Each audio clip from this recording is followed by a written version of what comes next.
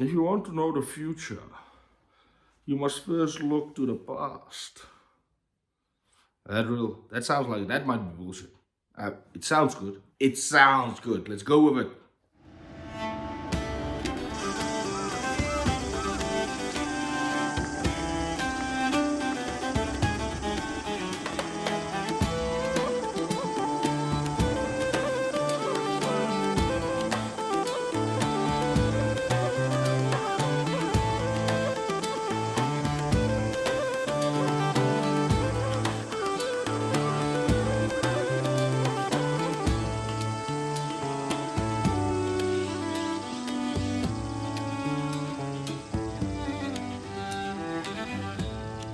Ladies and gentlemen, miscreants, modifiers, varlets,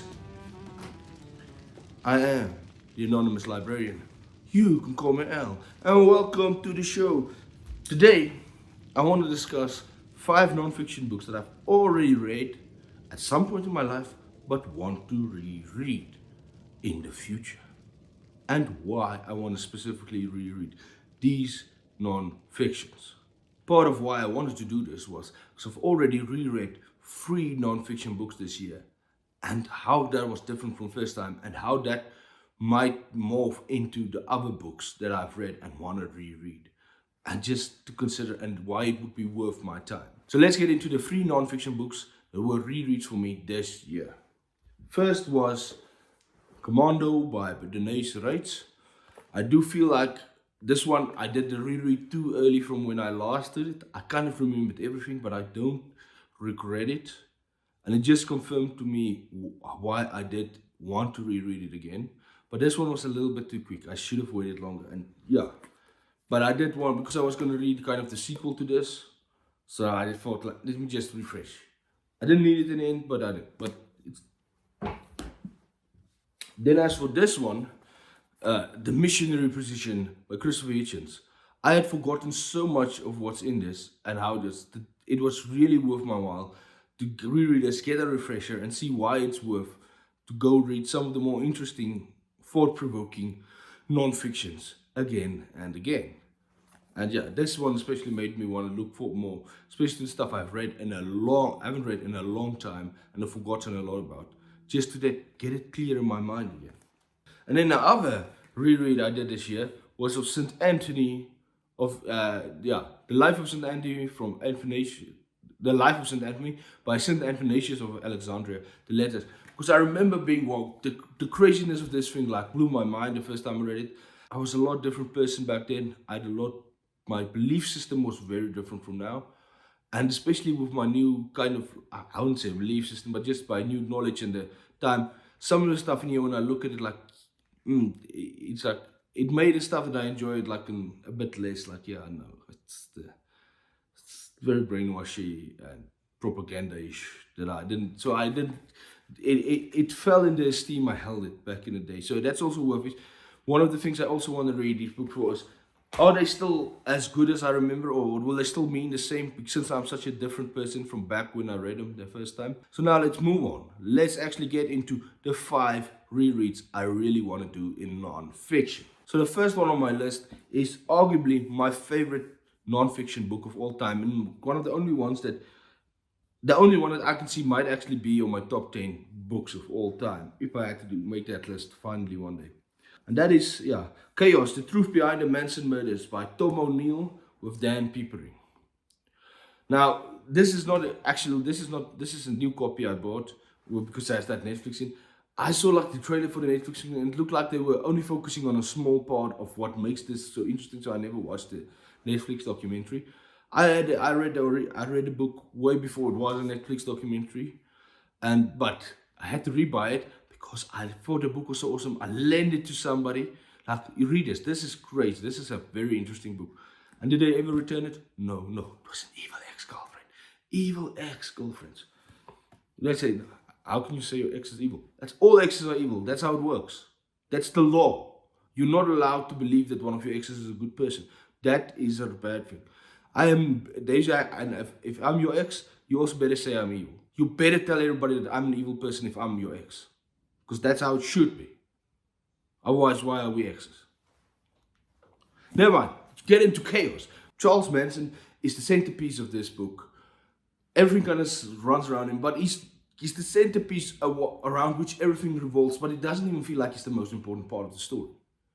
The important part of the story is all the strange threads that connects to Manson and his weird life, and the things that everything leading up to the murders that just didn't make sense about him. Like there was like a guy that was pretty much confirmed the CIA agent that weaved in and out of his life. So there was weird stuff where he would go to prison and they just let him out. And then it's the Hollywood connection, and it's connections to COINTELPRO and to chaos. Chaos is maybe the most interesting connection of the all, where the name comes from. It's the most interesting connection, but it's also the thing that we know the less about. It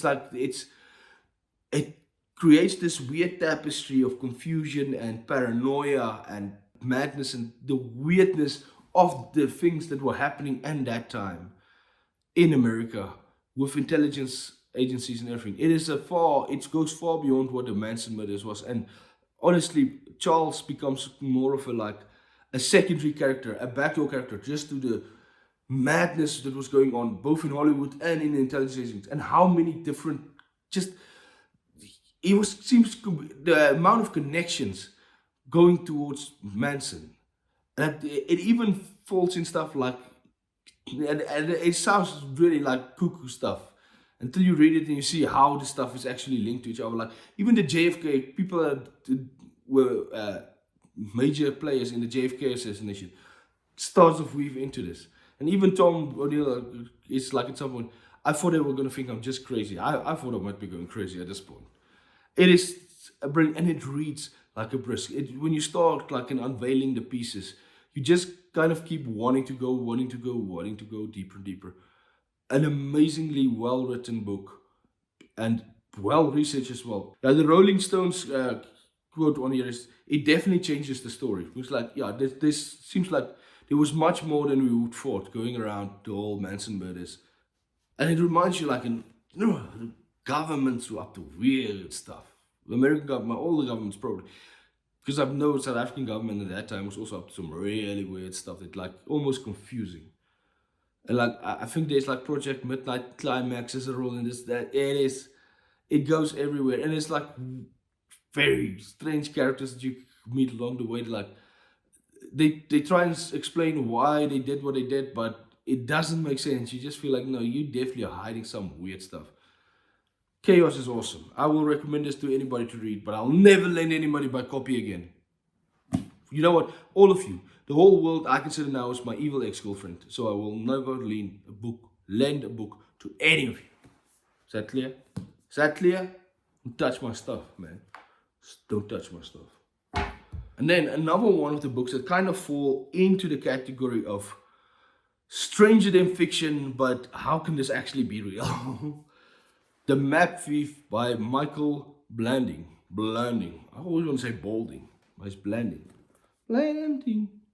So he's getting blander. Is that what his surname means? Blanding. He's getting blander as he goes along. First of all, just look at this cover. That's a really awesome cover. And it also tells you exactly what this book is. Yes, it's about a guy. It was about an antique map dealer starting to steal precious maps and selling them for high prices to like pay for his lavish lifestyle.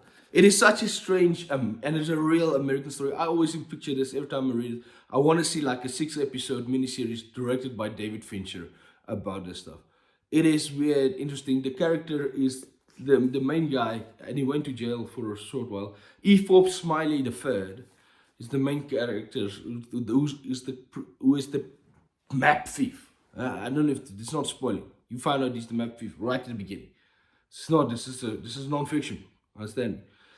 But he's like just as who this guy was, how the antique map world works, the things you learn about, and why some maps are worth more than others, and it's because of maps will be very rare because they were wrong in some way, or because they still had names.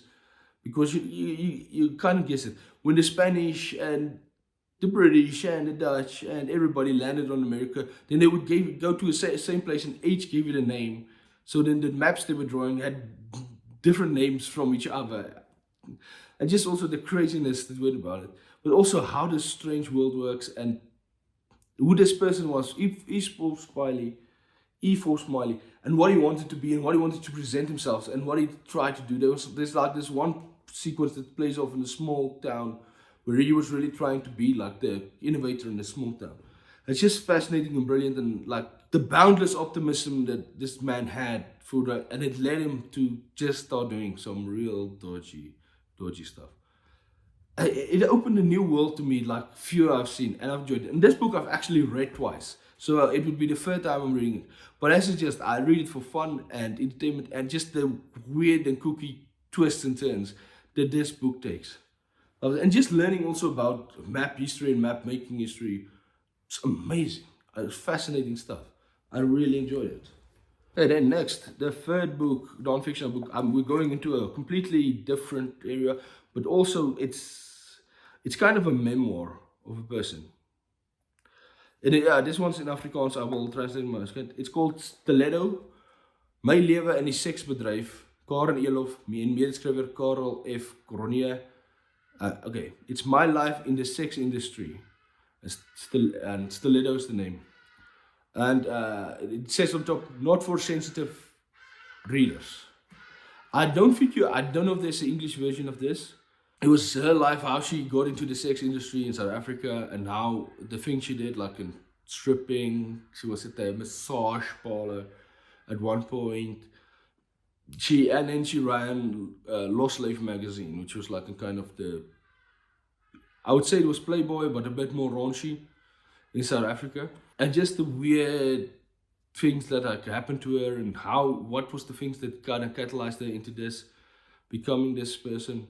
It is a really it's a picture of South Africa, and especially the Afrikaner community in many cases that we're not used to seeing. It's like that's usually swept under the rug. And just her story and the fascinating stuff she tells, and how this all happened. And it's a very open and honest thing. There she is.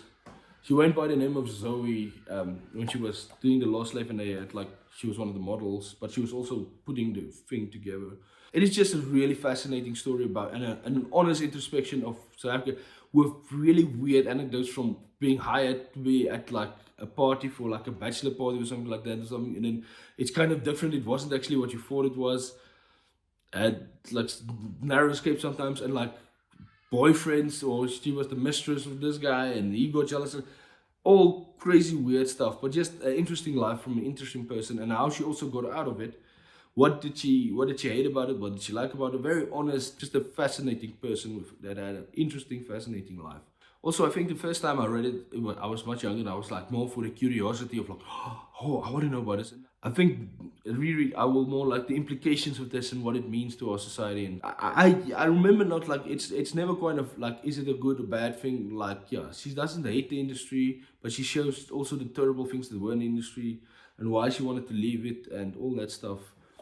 Just and all the kind of points of life that somebody in this industry actually touches. And how does what happens to a person, what happened to her that she decided to go into this industry? Very interesting. Very interesting. Now next, this one is, I read this I think when I was in high school. And I got it after my grandpa died. I got about a bunch of his books. And this was one of them when I read it. The Man Who Believed in God, the story of Hudson Taylor. And there's a lot I've forgotten about this book. It's hard to remember. All I know, I think it's somewhere in the 1800s that this story plays off. Hudson Taylor is a missionary sent to China, and in a time when it was kind of dangerous to be a missionary in China, a Christian missionary in China. But what I found fascinating, I had much different beliefs back then. And I was always fascinated by Hudson Taylor because he was clearly a very devout man. But he was also very honest about his devotion, because often a thing that you read, like often is he always gets another revelation, says, I thought I knew God till now, but now I realize I didn't actually know God as well as I did. And then you go 50 pages later and then he says the same thing again. It's like he was always going closer and closer to God. Now, I had way different beliefs when I read this first to where now. So I'm curious if, like, because I held this in the high esteem, but I had held this one also in quite high esteem, and then the reread of this one took this a lot lower for me. Well, I'm curious if that's gonna happen, if there's gonna be stuff like no, I'm gonna be poking holes in it, or because I still think, like, if he's still the character I remember, or am I still gonna like it? It was for me very interesting and unique, and just how these guys lived and the sacrifices they were willing to make for the stuff. I don't even know who the author is on this. Marshall Brummel, by Marshall Brummel. It doesn't even say on the cover, it says on the spine. And I keep saying China. I better be right about China. It's somewhere in Asia, definitely. But I'm 99% sure it's China, and I remember it like I always thought, like in that movie, The Silence by Martin Scorsese. And I haven't actually watched that movie, but I think it's in the same time period. That thing is like when this is supposed to be playing off. Now the last one, and this almost feels like a cheat because I read this book this year, but I loved it so much. I know I'm gonna go back to this again and want to reread it. And that's Quentin Tarantino's Cinema Speculation. Go check my review out. Go check my review out. There's a review out for this one. Just sheer fun. I don't think I've ever read a nonfiction that's as much fun as this. Tarantino is very insightful, but also very funny and engaging. And it's times like, I probably won't agree with you on that, but I see where your point of view comes from when he's reading this. It was just so much fun, and I feel like I'm cheating, but I had to put this one on, and I wanted to get to 5. I didn't want to say 4. Isn't 5 better for the algorithm? I don't know. Cinema Speculation. Yeah, no. I think I'm gonna reread this one several times in my life. And just like, it's just fascinating fun. He's talking about the movies of the 70s and early 80s, and the analysis, and just the interesting Hollywood stories behind it, about not only actors and directors, but also about like just different critics, and he's analyzing of the critics and who they were and everything. Loved it. It's some of the best stuff in this book. That one I'm really just doing for me, just for the fun of it. That one will definitely just be for the fun of it when I reread that. But you have to have some fun, right? The other 4 was education, and now we're gonna go into some fun. But that's it. That's it. I am the anonymous librarian. You can call me out. But you don't have to call me no. But you can like, you can subscribe, you can leave a comment. Let me know, have you read any of these? Did you enjoy it? Which ones do you maybe want to pick up? Definitely pick up Chaos. If you like any conspiracy and that type of stuff, few are going to make as much sense as that one, and few are going to be as like, wow, that is way too insane. So yeah, like, subscribe, no? Put on the notification bell, share with the whole world. See what I'm doing here? I'm showing you important stuff, like all the non-fictions that I'm going to read and reread and do again and again. And you need to come with me. You need me to educate you on this, learn, like to teach you about this. It's the fascination, it's the madness, it's the beauty. It's me, it's glory. It is something everybody should experience.